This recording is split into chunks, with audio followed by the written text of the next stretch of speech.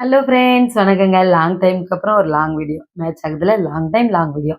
ஆமாங்க. என்னடா இது ரொம்ப நாள் கழிச்சு போடுறேன்னு பார்க்குறீங்களா? ஆமா ஃப்ரெண்ட்ஸ் டைமே கிடைக்கல. உண்மையாவே வேலைக்கு போயிட்டு வீட்டுக்கு வந்து அந்த வீடியோ எடுத்துட்டு, அத எடிட் பண்ணி போடுறதுக்கு உண்மையா எனக்கு எனக்கு டைம் கிடைக்கல. அது நான் சோம்பேறின்லாம் கிடையாது. நான் ஆக்டிவா இருக்க மாரி தான் தோணுது. ஆனா எனக்கு உண்மையாவே டைம் கிடைக்கல ஃப்ரெண்ட்ஸ். சரி இன்னைக்கு காலையிலேருந்து ஈவினிங் வரையும் என்னெல்லாம் ஒர்க் பண்றேன் அப்படின்றத ஒரு வீடியோவா போடலாம் அப்படின்னு சொல்லிட்டு எடுத்து முடிச்சாச்சுங்க. நாங்க இன்னைக்கு எங்க ஸ்கூல் லீவுங்க. சாட்டர்டே எங்க ஸ்கூல் லீவு. ஆனா டீச்சர்ஸ் எல்லாரையும் வர சொல்லியிருந்தாங்க. எதனாலன்னு பார்த்தீங்கன்னா, எங்க ஹாஸ்பிட்டல் ஓப்பன் பண்றாங்க நாளைக்கு. அதாவது எங்க ஸ்கூல் உதவும் நண்பர்கள் இங்க பக்கத்துல இருக்கவங்களுக்கு எல்லாருக்கும் தெரியும்னு நெனைக்கிறேன்.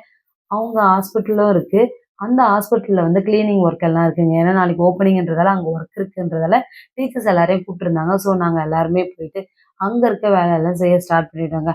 ஸ்டார்ட் பண்ணி முடிச்சுட்டு கடகடன்னு ஸ்கூலுக்கு திரும்ப வந்துட்டு சாப்பிட்டு முடிச்சுட்டு வீட்டுக்கு கிளம்பிட்டோங்க. கிளம்பி வர வழியில பார்த்தீங்கன்னா, ஒரு செடி என்ன வா வான்னு கூப்பிடுது. என்னடா செடி அது? இதுவரை நம்ம பார்த்ததே இல்லையே! சரி கிட்ட போய் பார்க்கலாம் அப்படின்னு பார்த்தா, அது என்ன பழம்னே தெரியலங்க. அப்புறம் என் கூட இருக்க ஒரு மிஸ் சொன்னாங்க. அது ஃபேஷன் ஃப்ரூட் அப்படின்னு சொல்லியிருந்தாங்கங்க. சரி அது கூகுள்ல போட்டு பார்க்கலாம். அது உள்ள எப்படி இருக்குன்னு போட்டு பார்த்தா, அது இதுவரையும் நான் சாப்பிட்டதே இல்லங்க. யாரெல்லாம் இந்த ஃப்ரூட் சாப்பிட்டுருக்கீங்க அப்படின்றத மறக்காம சொல்லுங்க. அதோட டேஸ்ட் எப்படி இருக்கும்ன்றதையும் மறக்காம கமெண்ட்ல சொல்லிடுங்க. ஓகேங்களா?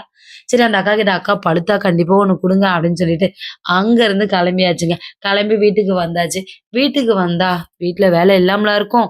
அதுவும் நாளைக்கு ஹாஸ்பிட்டல் ஓப்பனிங். நாங்க ஹாஸ்பிட்டலுக்கு போயிடுவோம். இங்க வீட்ல இருக்க வேலைய யார் செய்வா? அதாவது விளக்கு சாமான்லாம் தேய்க்கணும் இல்லைங்களா? ஏன்னா மண்டே மாலை போட போறாங்க. அதுக்காக என்ன பண்ணேன்னு பார்த்தீங்கன்னா, சாமி ரூம் ஒர்க் எல்லாம் இருக்கு. பசங்கள வச்சுட்டு இத செய்ய முடியாது அப்படின்றதால குழந்தைங்கள கிளப்பி டியூஷன்ல கொண்டு போய் விட்டாச்சுங்க.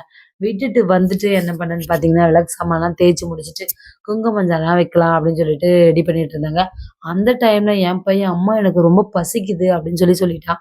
சரி என்ன பண்றது? என் பையன் பசி தாங்கவே மாட்டாங்க.